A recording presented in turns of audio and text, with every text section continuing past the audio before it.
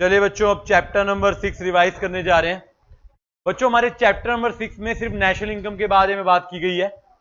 दो चैप्टर हैं, दो पार्ट में। पहले में नॉर्मल नेशनल इनकम, उसके मेथड्स और उसके फॉर्मूला। सर आपने देखोगा फॉर्मूला और थ्योरी दोनों आ सकती है। ये ट्रेडिशनल नेशनल इनकम जो आज तक फॉलो हो रही है। और सेकंड पार्ट में आती है केन्सियन थ्योरी। कौन सी आती है? जहां पे circular flow, 2 sector, 3 sector, 4 sector, leakage, injection, MPC, MPS वो आ जाते हैं। राइट। तो स्टार्ट करते हैं बच्चों नेशनल इनकम। जब मैं नेशनल इनकम की बात करता हूं तो मैं 3 तरीके से करता हूं। एक मेरा होता है इनकम एस्पेक्ट कि कितनी इनकम देश कमा रहा है, एक मेरा होता है प्रोडक्शन एस्पेक्ट, और एक मेरा होता है एक्सपेंडिचर।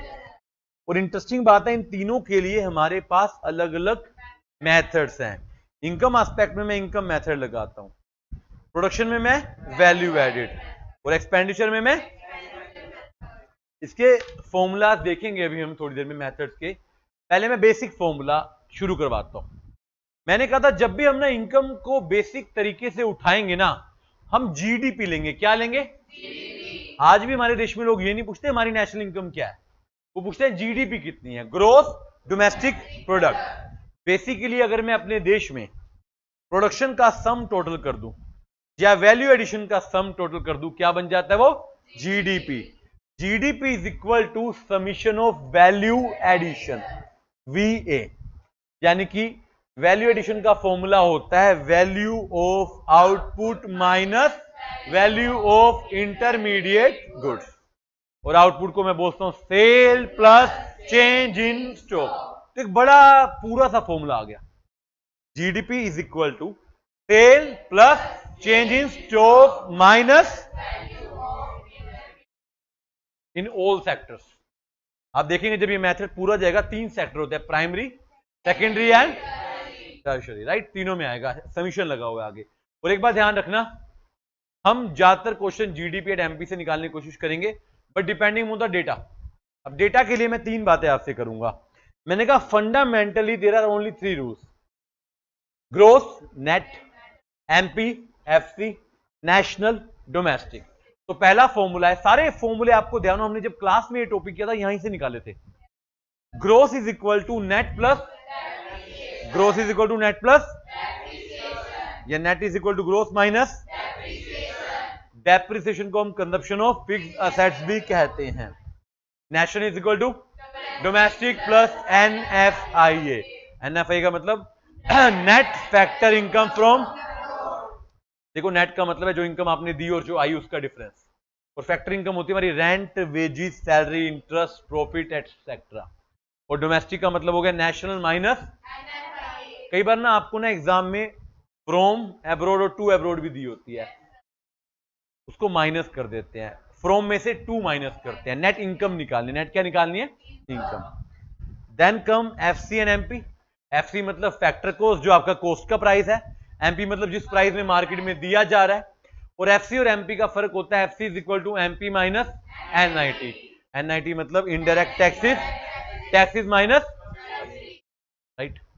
अच्छा एक बात यहां पे ध्यान रखना, जब मैं जीडीपी निकालता हूं ऊपर, वो कौन सी निकलती है? GDP at MP, GDP at MP. अब देखिए मैंने फॉर्मूले क्रिएट करने सीखे थे पहले। जीडीपी एट एमपी का फॉर्मूला होता है change, sorry, output minus intermediate. Output का फॉर्मूला था sale plus change in stock minus intermediate. अब यहां से हमने अलग अलग फॉर्मूले उठाए थे, हमने कहा रट्टा नहीं मारना, क्रिएट कर लेंगे। जीडीपी एट एमपी गिवन है, तो एनडीपी एट एमपी कैसे निकलेगा? इसमें से क्या माइनस कर देंगे? और एनएनपी एट एमपी निकालना है तो 2 तरीके हैं, या तो एनडीपी एमपी में एनएफआईए जोड़ दो, या इसको जीडीपी से उठाओ। GDP at MP minus depreciation plus, ऐसे निकालते हमने। एक हमने निकालता है एनएनपी एट, इसका फॉर्मूला होता है एनएनपी एट एमपी माइनस या GDP minus depreciation plus NFI. मैंने कोशिश किया है हर फॉर्मूला को जीडीपी एट एमपी से निकालने की। और याद रखना, जो एनएनपी एट एफसी है ना, ये हमारी नेशनल इनकम होता है। हम बोल देते हैं कि जीडीपी से, बट एग्जैक्टली नेशनल इनकम का फॉर्मूला होता है NNP at FC. Then GNP at FC. अगर मैं एनएनपी में क्या जोड़ दूं? डेप्रिस। देखो 3 ही बातें घूम रही है इधर से उधर, क्या क्या? डेप्रिसिएशन, एनएफआईए और ऐसे जीएनपी एट एफसी। और ऐसे जीएनपी एट सेम आपको क्या इसमें ना आपको सिर्फ वो 3 फंडामेंटल याद रखने हैं और देखना है क्या गिवन है, क्या उसी के हिसाब से लगाओगे ना, क्या ऐड करना है। देखो ऐड लेस के अलावा तीसरा कोई काम नहीं है, ध्यान रखिएगा। ये बेसिक 7 फॉर्मूले मैंने उठाए थे यहां पर, ठीक है। फिर मैंने कहा कि ना आपको मैंने ऊपर बताया था GDP at MP is equal to value of addition का समीशन। समीशन का मतलब है सम टोटल, मतलब हर एक सेक्टर का। In our economy there are mainly 3 sector, primary जो कि एग्रीकल्चर होता है, सेकेंडरी जो कि इंडस्ट्री होता है, और टैरिशरी जो कि सर्विस होता है। आपको ना क्वेश्चन, आप हमारी बुक के पीछे क्वेश्चन होंगे, सोल्व क्वेश्चन है, तीनों सेक्टर के गिवन है, तीनों को टोटल किया जाता है तो बन के आता है मेरा जीडीपी एट एमपी, राइट। ध्यान रखिएगा इस बात को। क्वेश्चन इनकम पे आएंगे डायरेक्ट या मेथड्स पे भी आ सकते हैं, दोनों पे आ सकते हैं। 7 इनकम हम ऑलरेडी कर चुके हैं, यस। 7 के बाद आती है ये, इस पे क्वेश्चन थे बच्चों को, और बच्चा पर्सनल और प्राइवेट में कंफ्यूजन भी लेता था, है इनफैक्ट। पहले पर्सनल की बात करते हैं। पीआई क्या, पर्सनल इनकम क्या होती है?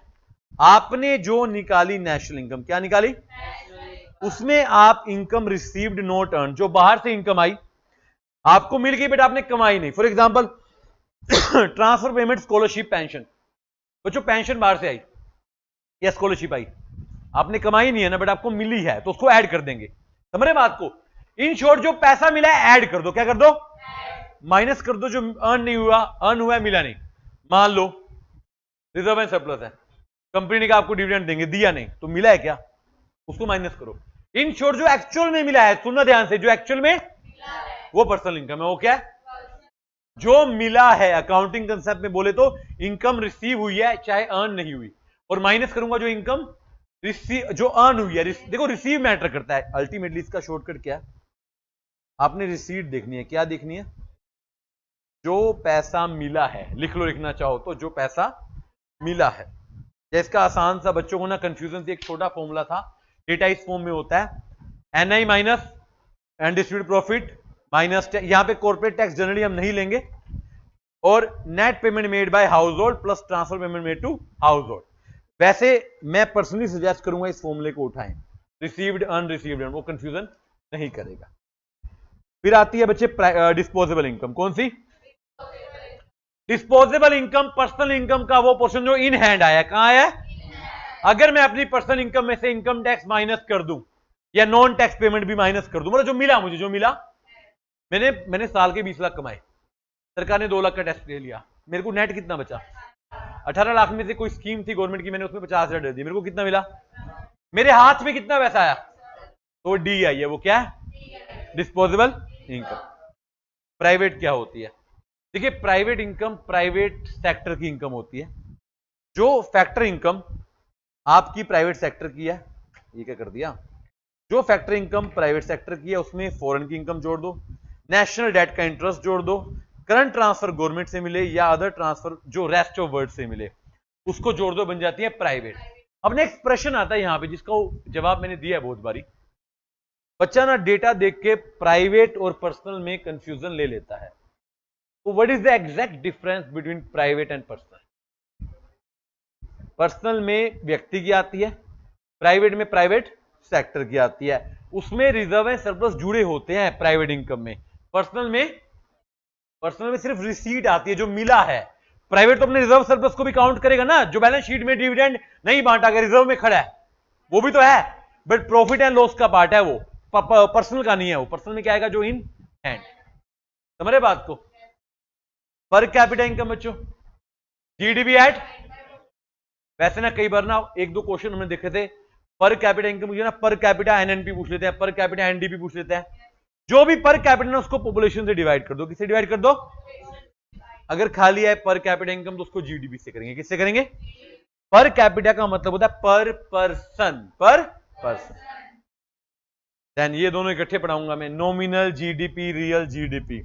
नॉमिनल जीडीपी जो आज चल रही है बिना इन्फ्लेशन के, रियल जीडीपी जो इन्फ्लेशन को कंसीडर करके चल रही है, और इसका फॉर्मूला भी है हमारे पास।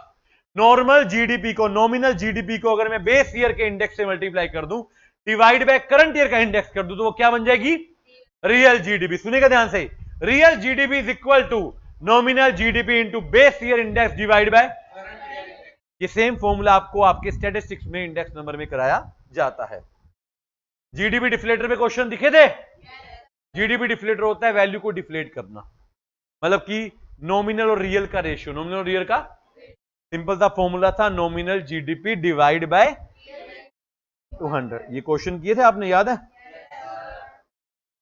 ये 3-4 क्वेश्चन है बच्चे, अच्छे से देख लीजिएगा। जिनको पीडीएफ चाहिए दोबारा पीडीएफ शेयर कर दी जाएगी क्वेश्चन देखने के लिए, ठीक है जी। अब लास्ट टॉपिक है मेरा मैथड्स का। कितने मैथड्स बताए मैंने? 3। पहला वैल्यू एडिट ऑलरेडी कर लिया, आपको पता है, मैंने बोला नहीं बट कर लिया। व्हेन आई एम सेइंग कि value of output minus value of input, इससे क्या निकलता है? अब ध्यान रखना, आपसे पेपर में पूछा गया, 1 मिनट देंगे?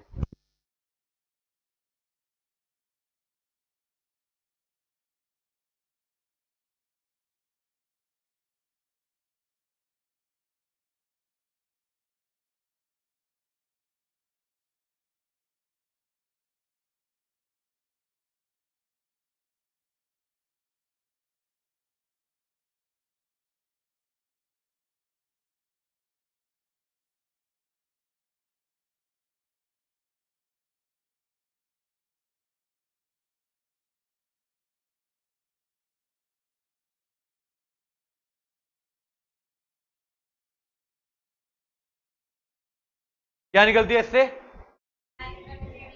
और हमें चाहिए क्या? तो इसको ना NNP/FC में कन्वर्ट करना पड़ेगा। आपको पता है उसके फॉर्मूले ना? इसमें ना 2 बातें बड़ी इंपॉर्टेंट आई थी, थ्योरी में भी पूछा गया था। ये सेल्फ कंजप्शन कवर होती है नहीं होती? गुड्स की सेल्फ कंजप्शन इंक्लूड होती है इस मेथड में, सर्विस की नहीं होती। जैसे सीए की सर्विस है, आईटीआर भरी, वो नहीं कवर होगी। बट सैंडविच वाले ने, बेकरी वाले ने अपना खुद का सैंडविच, अपने ब्रेड का सैंडविच बना के खा लिया, वो कवर होगा। और एनएनपी को कवर करेंगे। Ketan is very happy, bread पे ब्रेड के एग्जांपल आ रहे हैं आज, हैं? ठीक बात है। चलिए, सेकंड क्या है? Income method. अच्छा, इंटरेस्टिंग बात, इनकम मेथड में भी क्या निकलता है? NDP/FC। एनएनपी के लिए फिर NFIA जोड़ना, फॉर्मूला क्या होगा? सारी फैक्टर इनकम जोड़ दो बच्चों, कंपनसेशन ऑफ इंप्लॉइज जिसमें सैलरी वेजेस आ जाएंगी, प्लस ऑपरेटिंग सरप्लस जिसमें रेंट इंटरेस्ट प्रॉफिट आ जाएगा, plus mixed income of self employed. समझते हैं, आप खुद ही अपना बिजनेस कर रहे हैं, अपनी जगह पर सैलरी भी आ गई, रेंट भी आ गया, इंटरेस्ट भी आ गया। ओरिजिनली NDP/FC नहीं निकलेगा, NDP/FC निकलेगा। एनएनपी के लिए क्या जोड़ेंगे हम? NFIA। क्या जोड़ेंगे? ठीक है। अच्छा देखो, दोनों मेथड पढ़े आपने नेशनल इनकम के, दोनों में डायरेक्टली निकले नहीं किसी में नेशनल इनकम। पहले में निकला GDP/MP, दूसरे में NDP/। चलिए, देन एक्सपेंडिचर। जब उन दोनों ने नहीं निकाला, ये क्यों निकालेगा? ये कह रहे हम भी देंगे, हम भी क्या देंगे? GDP/। इसका फॉर्मूला एक्सपेंडिचर, सारे एक्सपेंडिचर टोटल कर दो, P plus I plus G plus X minus M। P for consumption expenditure, I for investment consumption, G for government, X for export, M for import, यानी कि net export, net. अच्छा, X minus M, export minus import ज्यादा हो तो minus में आएगा। ये किस में आएगा? माइनस। चलिए, एक फॉर्मूला लास्ट के लिए मैंने अलग से बताया था, अगर बाय चांस आ जाए ग्रोस नेशनल, इसका फॉर्मूला था GNP/MP plus transfer from rest of the world. This is national income. Chapter होता है फर्स्ट पोर्शन, केंसियन वाला रह गया। नेशनल इनकम यहां पर क्या होता है? समाप्त।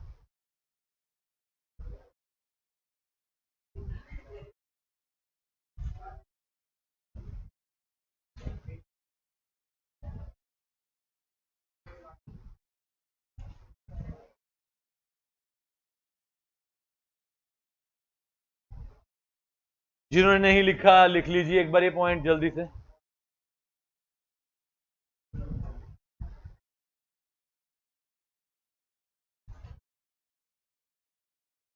रेस्ट ऑफ वर्ल्ड,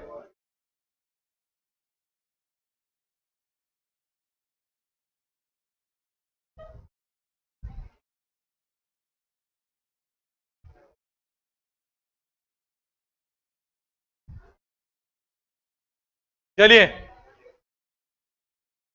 लिख लिया बच्चों यहां तक? अब मेरा बड़ा आसान सा टॉपिक है केन्सियन थ्योरी। वैसे आप लोगों ने इसका अच्छे से टेस्ट भी दे रखा है, याद होगा आपको ना। फिर भी एक बार रिवाइज तो करना ही पड़ेगा।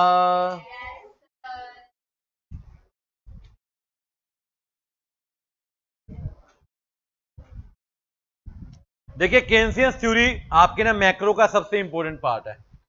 इससे पहले मैं स्टार्ट कर रहा हूं, मैंने आपको बताया केन्सियस ने ना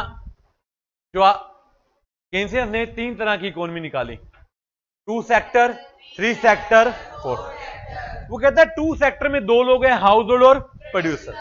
3 सेक्टर में house hold, producer, government and government along with its financial institution. And 4 में हाउस होल्ड, प्रोड्यूसर, गवर्नमेंट और फॉरेन सेक्टर से क्या हुआ, इंपोर्ट और एक्सपोर्ट।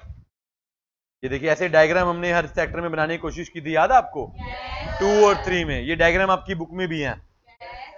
चलिए मैं शुरू कराता हूं, पहले 1 मिनट दीजिए।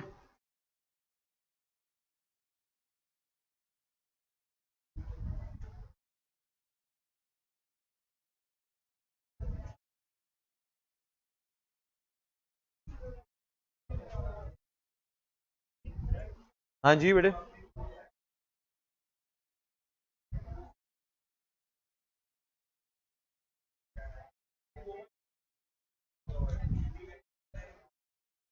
वो NFI है, ये अलग से ट्रांसफर आया किसी किसी, हाँ वो गवर्नमेंट ने दूसरे को, हाँ वो बोले आ गए। चलिए बच्चों सामने ध्यान देंगे। ये देखिए 3 सेक्टर हैं, आपको ना इसको समझने के लिए डायग्राम समझना है। हाउस होल्ड सेक्टर क्या कर रहा है? हाउस होल्ड सेक्टर रिसोर्सेज दे रहा है, बदले में पेमेंट ले रहा है। प्रोड्यूसर सेक्टर सामान बेच रहा है, बदले में पैसे ले रहा है। इसके लिए हमने ना एक फॉर्मूला निकला था, याद कीजिए क्या फॉर्मूला था। इसमें हमने बोला खाली C प्लस कंजप्शन प्लस, कह रहे या तो आप कंज्यूम करते हो या आप इन्वेस्ट करते हो। ये देखिए हाउस होल्ड इनकम जगह आपकी, देखो इसमें ना गवर्नमेंट भी नहीं और रेस्ट ऑफ वर्ल्ड भी नहीं, तो आपकी पेमेंट मेरी इनकम के इक्वल है, वो मेरे खर्चे के इक्वल है, वो फर्म की रिसीट के इक्वल है, वो वैल्यू ऑफ आउटपुट के इक्वल है, सारा कुछ क्या है इक्वल। देन 3 सेक्टर आगे, बीच में गवर्नमेंट आ गई फाइनेंशियल मार्केट के साथ। आप पैसा जमा कराओगे, निकालोगे, यहां पर फॉर्मूला बदल जाता है C plus I plus consumption plus investment plus government. Then 4 आता है, 4 में आता है C प्लस X माइनस। अभी मैं आपको याद कराता हूं, मैंने जब नेशनल इनकम एक्सपेंडिचर मेथड कराया था यही फॉर्मूला दिया था, यही दिया था, तो ये नेट फॉर्मूला मेरा बनकर आएगा। देन मेरा एग्रीगेट डिमांड से पहले एक टॉपिक है लीकेज इंजेक्शन, याद है? जब इकोनॉमी से फ्लो गिर जाता है, निकल जाता है, लीकेज, सेविंग्स। इंजेक्शन क्या होता है? इन्वेस्टमेंट। देखिए ये बता भी रखा है आपको, 2 सेक्टर में सेविंग ओनली लीकेज है और इन्वेस्टमेंट ओनली इंजेक्शन है।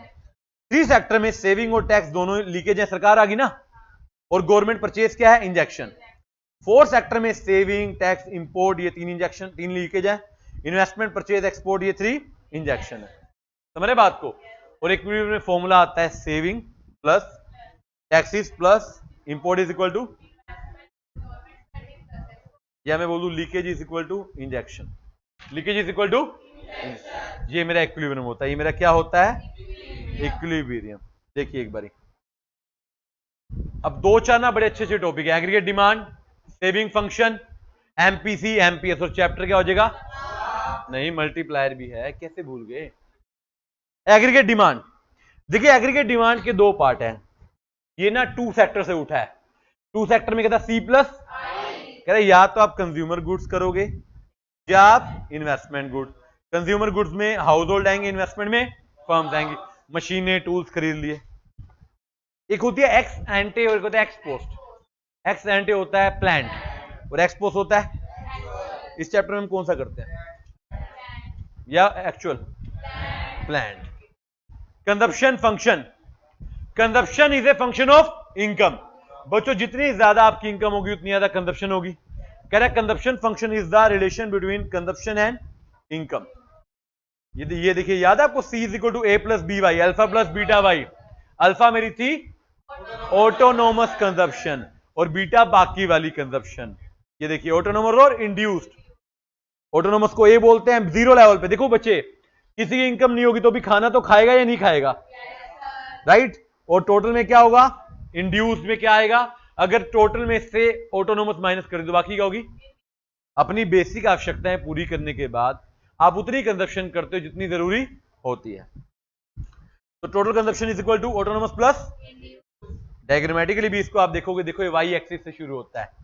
ये पोर्शन किस चीज का है, ऑटोनोमस कंजप्शन का, एपीसी सी बाय वाई।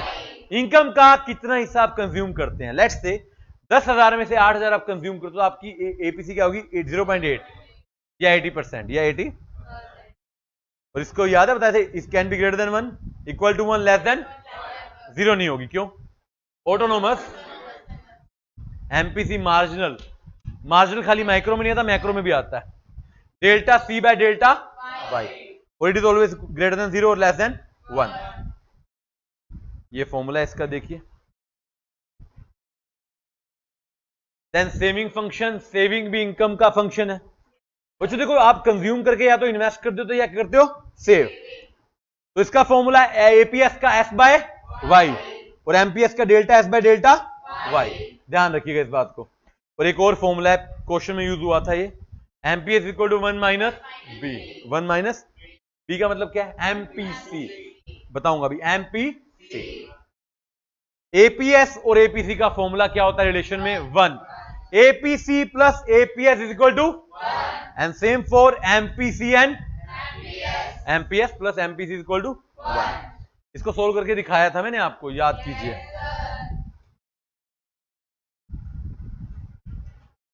ये देखिए सोल्व कर रखे हैं जो डेटा आपके पास है, ये देखो ऊपर सोल्व कर रखा है ना ये वाला। देन एग्रीगेट सप्लाई, जैसे एग्रीगेट डिमांड है वैसे एग्रीगेट सप्लाई, इसका भी same formula C plus S. पूछो क्यों, डिमांड और सप्लाई इक्वल होती है इक्विलिब्रियम में, इन्वेस्टमेंट मल्टीप्लायर, इस पे क्वेश्चन आपको आएगा 100%, लिख कर दे लीजिए। इन्वेस्टमेंट मल्टीप्लायर कहता है, फॉर्मूला होता है इसका के नाम है इसका, K is equal to delta Y by delta Y for I for how many times the national income of economy increases as a result in investment. और ये 1 से इंफिनिटी होता है, 1 से कि कम से कम उतना तो बढ़ेगा जितनी इन्वेस्टमेंट, और मल्टीपल टाइम्स बढ़ सकता है, मुझे नहीं पता कहां तक ये जाएगा, लेस देन 1 नहीं होगा। और एक और फॉर्मूला इसका, या बोलू 2 है, k is equal to 1 by 1 minus MPC और k is equal to 1 by, ये 2-4 क्वेश्चन आप देखेंगे। चैप्टर बड़ा इंपॉर्टेंट है, फर्स्ट पोर्शन नेशनल इनकम वाला इंपॉर्टेंट है, सेकंड करेंसी वाला, दोनों इंपॉर्टेंट है, ऐसा कुछ नहीं है कि एक इंपॉर्टेंट है, पूरा चैप्टर इंपॉर्टेंट है। 14, 15, 16 3 रेंज में आ जाएगा, ये देख लेना। कितना बोला, या बोलू 12 से 16 की रेंज ले लो, 12 से 16। तो चैप्टर बड़ा इज्जतदार चैप्टर है, वेटेज है, इसको हाथ जोड़ के प्रणाम करें। टॉपिक को करते हैं समाप्त। जय श्री राम, जय माता दी।